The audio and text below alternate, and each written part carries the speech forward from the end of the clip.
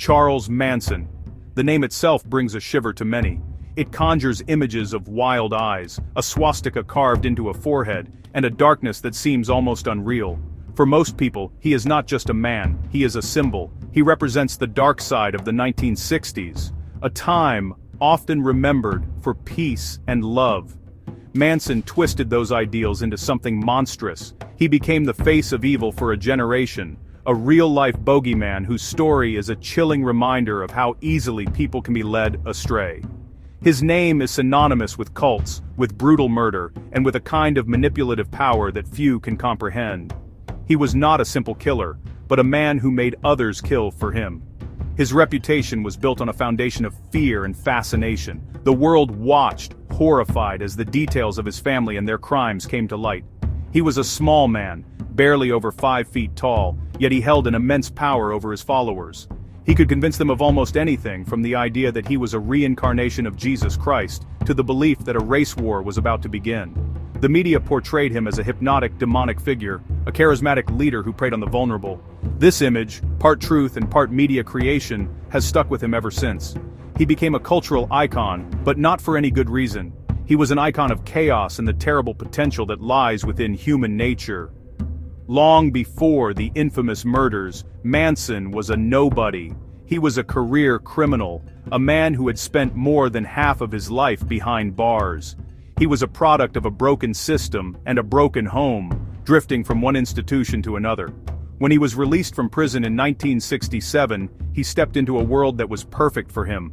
The summer of love was in full swing in San Francisco, and the city was filled with young people looking for answers, for a new way of life. They were searching for a guru, a leader who could guide them. Manson, with his guitar, his strange philosophies, and his intense stare, was ready to play that part.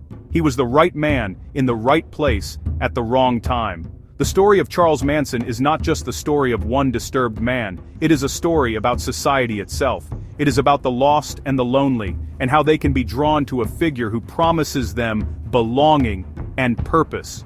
It explores the power of words and the danger of blind faith. It shows how a message of love and freedom can be warped into a justification for unspeakable violence. Understanding Manson means looking not just at the man himself, but at the people who followed him and the world that created them both. His tale is a cautionary one, a dark chapter in modern history that continues to hold a powerful, unsettling grip on our collective imagination, forcing us to ask how this could ever have happened. Charles Manson's life began with rejection. He was born in 1934 in Cincinnati, Ohio, to a 16-year-old girl named Kathleen Maddox. His mother was not prepared for a child and lived a chaotic life. For a time, he did not even have a last name, known simply as No Name Maddox. The name Manson came later, from a man his mother briefly married. This lack of a stable identity was a theme that would follow him throughout his life. His childhood was not a happy one. It was a blur of neglect, instability, and being passed from one relative to another. He barely knew his father, and his mother was often in trouble with the law, even serving prison time for armed robbery. From a very young age, Charles learned that the world was not a safe or loving place. He was left on his own for long periods, forced to fend for himself. When his mother was in prison, he was sent to live with an aunt and uncle who were strict and, by his account, cruel. He felt like an outsider in his own family, a burden that no one truly wanted. This deep-seated feeling of rejection fueled a powerful need for attention and control. He began acting out, committing petty crimes like theft. It was his way of getting noticed, of exerting some power over a world that seemed to have no place for him. His criminal behavior was a cry for help that no one answered. His life soon became a revolving door of institutions. At just 9 years old, he was sent to his first reform school. He would spend the majority of his youth and early adulthood locked away in various boys' homes, reformatories, and eventually, federal prisons. These places were meant to correct his behavior, but they did the opposite. They became his school, teaching him how to be a better criminal. He learned how to survive in a harsh, violent environment. More importantly, he learned how to read people, how to find their weaknesses, and how to manipulate them to get what he wanted. He became a master of playing the system and playing the people within it. By the time he was a teenager, Manson was already a hardened inmate. The system had failed him, but in his mind, he had mastered it. Prison was the only real home he had ever known. It provided structure, rules, and a clear hierarchy where he could learn to carve out his own space. He studied Dale Carnegie's How to Win Friends and Influence People and even took lessons in Scientology, not for spiritual enlightenment, but to learn techniques of persuasion and mind control. He was honing his skills, turning himself into the person he needed to be to survive. When he was finally released, he was not a reformed man. He was a predator who had spent years sharpening his claws. When Charles Manson was released from prison in 1967, he was 32 years old. He had spent more than half his life behind bars. He begged the authorities to let him stay, as prison was the only life he knew, but they refused. So, he walked out into a world that had changed dramatically. He arrived in San Francisco during the legendary Summer of Love. The Haight-Ashbury district was the epicenter of the counterculture movement, teeming with young people who had rejected mainstream society. They were known as hippies, and they were searching for enlightenment, freedom, and a sense of community. They were disillusioned with the government, the Vietnam War, and their parents' way of life. Manson, with his guitar, his long hair, and his strange, rambling philosophy, fitted right in. He was older than most of the young drifters, and his time in prison gave him an air of worldly wisdom and authority. He offered something that many of them were desperately seeking: acceptance. He didn't judge them for their drug use, their sexual freedom, or their desire to live outside the rules. Instead, he welcomed them. He would gather them in parks, play his guitar, and share his ideas. He spoke of love, freedom, and creating a new world. To these lost souls, many of whom had run away from broken homes, Manson seemed like a prophet, a wise man who had all the answers. He began to gather a small group of followers, mostly young women who were drawn to his charisma and the attention he gave them. His first key follower was Mary Bruner, a university librarian. She let him move into her apartment, which soon became a commune for his growing circle. Manson had a simple but effective method. He would find people who felt lost, unloved, or invisible. He would then shower them with attention, making them feel special and important. He would tell them that they were beautiful, that he understood them in a way no one else did. This technique, known as love bombing, created a powerful bond of loyalty and dependence. This group, which he began to call his family, was his new home. He was the father figure, the leader, the center of their universe. He gave them new names, like Sadie Mae and Squeaky, stripping them of their old identities and making them part of his creation. They traveled around in an old-school bus, living a nomadic life, completely detached from the rules of the outside world. Manson was in total control. He decided where they went, what they ate, and even whom they slept with. He had finally found what he had craved his entire life: a family that would not reject him, a group of people over whom he had absolute power. He was no longer a prisoner. He was a king in his own small kingdom. Why would anyone willingly join a man like Charles Manson? To understand this, one must understand the people he targeted. His followers were not stupid or inherently evil. For the most part, they were young, idealistic, and deeply vulnerable. They came from all walks of life, including middle-class families with good educations. What they had in common was a feeling of being lost. They felt alienated from their families and from a society they saw as hypocritical and materialistic. They were searching for something real, something with meaning, and Manson promised them exactly that. He offered them a community where they could belong without judgment. Manson's appeal lay in his ability to be a mirror. He reflected back to people what they wanted to see. To those who felt unloved, he offered unconditional love.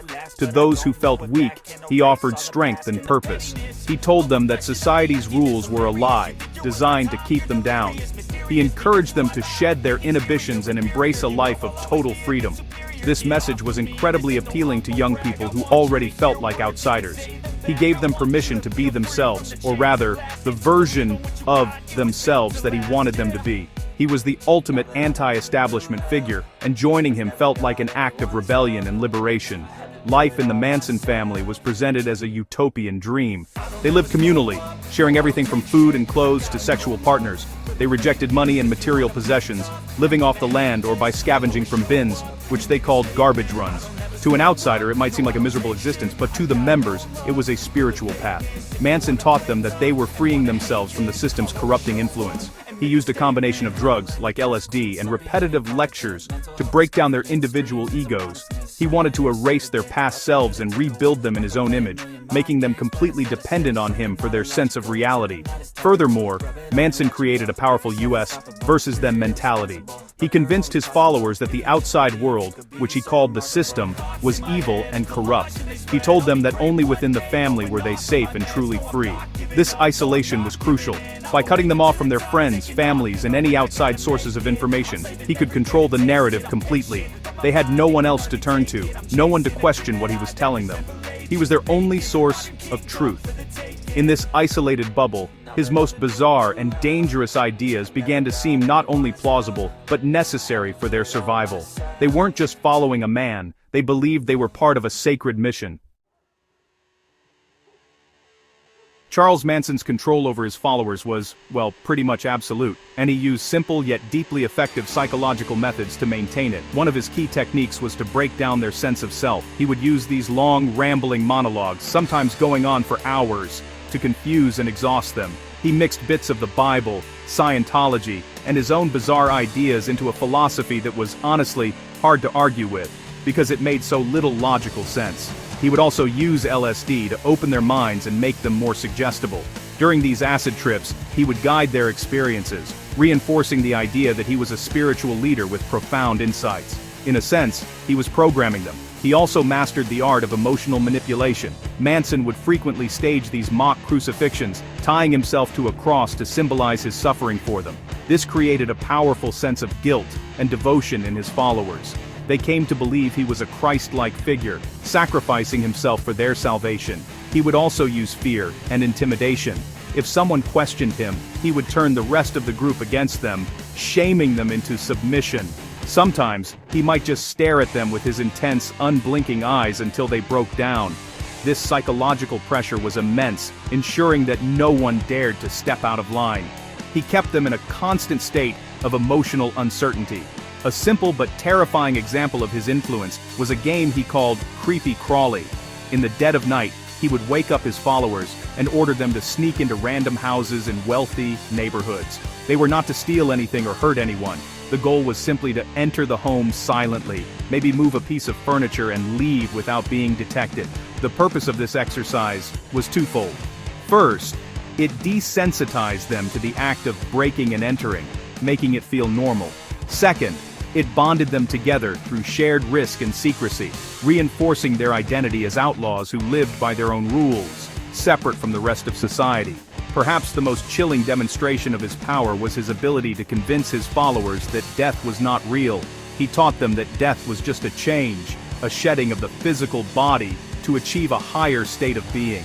He told them there was no good or evil, no right or wrong, there was only what is. This philosophy completely removed all moral barriers. If death was not final and right and wrong were illusions, then killing was not a terrible act, it was just another part of the cosmic game. This was the final piece of his indoctrination. He had not only erased their old selves, but had also erased the fundamental moral principles that govern a civilized society, preparing them for the horrors to come. Section 6. Helter Skelter. The Prophecy of Chaos. At the peak of his influence, Charles Manson's philosophy took a dark and violent turn. He moved his family to Spahn Ranch, a dusty, dilapidated old film set on the outskirts of Los Angeles. It was here, in this isolated and surreal environment, that he developed his most infamous theory, Helter Skelter. He became obsessed with the Beatles' White Album, believing it contained a hidden prophecy. He listened to the songs over and over, interpreting the lyrics as secret messages directed at him and the family. He believed the Beatles were prophets, speaking to him across the ocean, telling him what was to come. The song Helter Skelter was central to his delusion. To Manson, the song's chaotic energy was not about a fairground slide, as Paul McCartney intended. It was a prophecy of an impending apocalyptic race war. He taught his followers that black people would soon rise up and begin slaughtering white people in the cities. He claimed this violent uprising would destroy society. This was Helter Skelter. He preached this doctrine relentlessly, using fear to cement his control. He told the family that they were the chosen ones, the elite who would survive this chaos. His words painted a vivid, terrifying picture of the future, a future only he could guide them through. According to Manson's prophecy, the family would escape the violence by hiding in a secret underground city in the Death Valley desert. He told them about a bottomless pit, a mythical hole in the ground that would lead them to this subterranean paradise. There, they would wait out the war. After the black people had won the war and killed off most of the white establishment, they would be unable to govern themselves. This was where the Manson family would come in. They would emerge from their underground city. And Manson, the man they believed was both Christ and the devil, would take control and rule the world. To make this prophecy come true, Manson believed he had to give it a push. He told his followers that the black community was not starting the war quickly enough. Therefore, the family had to show them how to do it. The plan was to commit a series of gruesome, shocking murders in wealthy white neighborhoods. They would then stage the crime scenes to make it look like the Black Panthers or other black militant groups were responsible.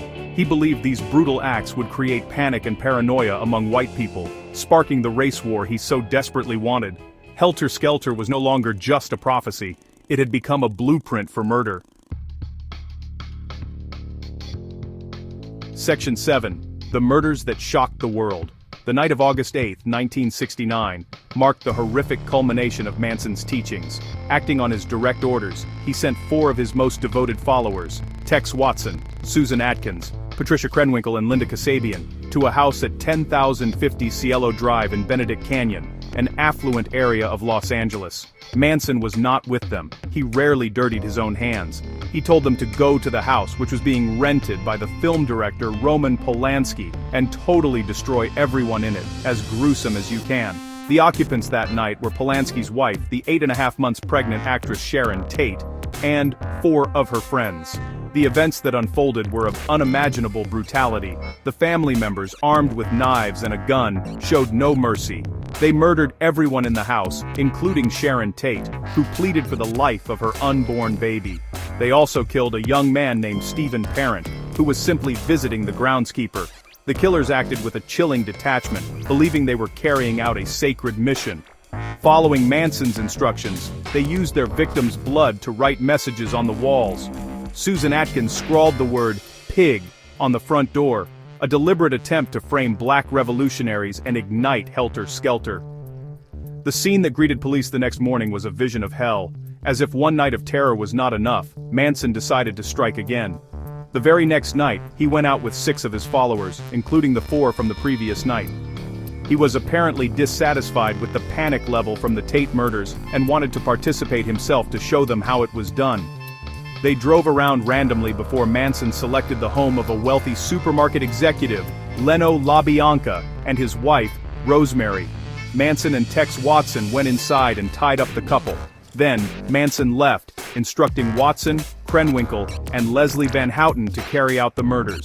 Once again, the violence was extreme. The LaBiancas were stabbed dozens of times. After they were dead, the killers scrawled more messages in blood.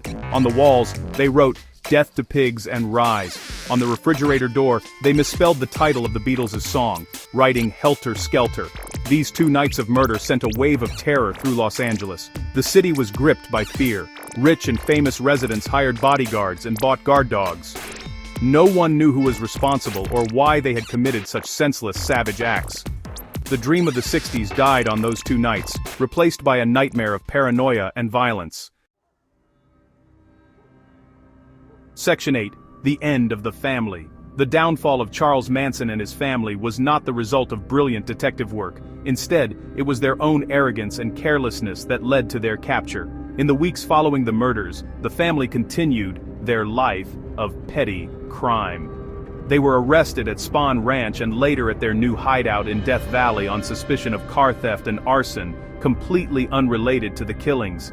While in custody, Susan Atkins, full of bravado, began bragging to her cellmates about her involvement in the Tate murders. She described the horrific events in detail, believing that Manson's power would protect her. This was the break the police needed. Atkins' confession provided the crucial link between the Manson family and the brutal homicides that had terrified the city. The investigation quickly gained momentum as other family members, once outside of Manson's direct influence, began to talk. The key witness for the prosecution was Linda Kasabian. Although she had been present at both murder scenes, she had not participated in the killings. Terrified by the violence she had witnessed, she had fled the family shortly after. In exchange for immunity, she agreed to testify against Manson and the others, providing a chilling first-hand account of how Manson had orchestrated the entire plot from a distance. The trial, which began in 1970, was a media circus. Manson and his female co-defendants, Susan Atkins, Patricia Krenwinkel, and Leslie Van Houten, turned the courtroom into a theater of chaos. They laughed, sang songs, and shouted insults at the judge. At one point, Manson lunged at the judge with a pencil. In a show of loyalty, his followers outside the courthouse shaved their heads and carved X's into their foreheads. Manson and his co-defendants did the same inside. They were trying to show the world that they were outsiders beyond the reach of the system's justice. But their bizarre antics only served to horrify the public and seal their fate. The prosecution, led by Vincent Bugliosi, painstakingly laid out the case. He argued that Manson, despite not physically committing the murders himself, was the mastermind behind them. He presented the helter-skelter motive, explaining how Manson had used the Beatles' music and his twisted philosophy to program his followers to kill for him. In 1971, the jury found Manson and his followers guilty. They were all sentenced to death. However, their sentences were commuted to life in prison the following year when California temporarily abolished the death penalty. Charles Manson, the man who craved control above all else, would spend the rest of his life exactly where he started, behind bars. Section 9. The Enduring Shadow of Manson. Charles Manson died in prison in 2017, but his story continues to fascinate and disturb people to this day. Why does this small-time con man who never killed anyone himself still hold such a powerful place in our culture? Part of the reason is that he represents the dark side of a beloved era. The 1960s are often romanticized as a time of peace, love, and youthful idealism. Manson's story serves as a brutal counter-narrative. He took the language of the counterculture, love, freedom, community, and twisted it into a justification for murder. He is the ultimate symbol of how the hippie dream could curdle into a horrific nightmare. His story also functions as a modern-day fairy tale, a cautionary story about the dangers of charisma and blind faith. Manson was a master manipulator, a puppet master who could make people do the unthinkable. His ability to exert such total control over his followers is both terrifying and fascinating. It forces us to ask uncomfortable questions about ourselves. How vulnerable are we to persuasion? Could we be manipulated in the same way? The Manson family was made up of ordinary young people, not monsters. Their story is a chilling reminder of the dark potential that lies not in some distant evil, but within the complexities of human psychology and the need to belong. The sheer randomness and brutality of the crimes also contribute to his lasting infamy. The Tate LaBianca murders were not committed for money or personal revenge. They were committed to kickstart a fantastical race war based on a misinterpretation of a Beatles album. This bizarre motive makes the violence seem even more senseless and terrifying. It taps into a primal fear, the fear of motiveless evil, of chaos erupting into ordinary life without reason.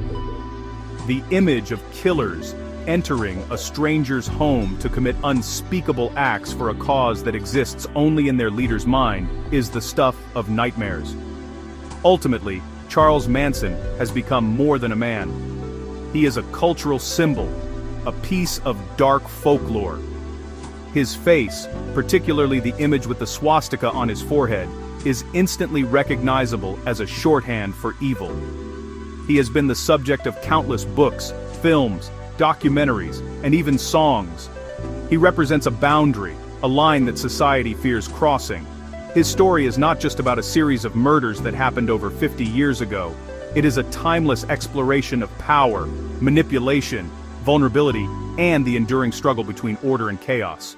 As long as we are fascinated by the darkness that can hide behind a charismatic smile, the shadow of Charles Manson will remain.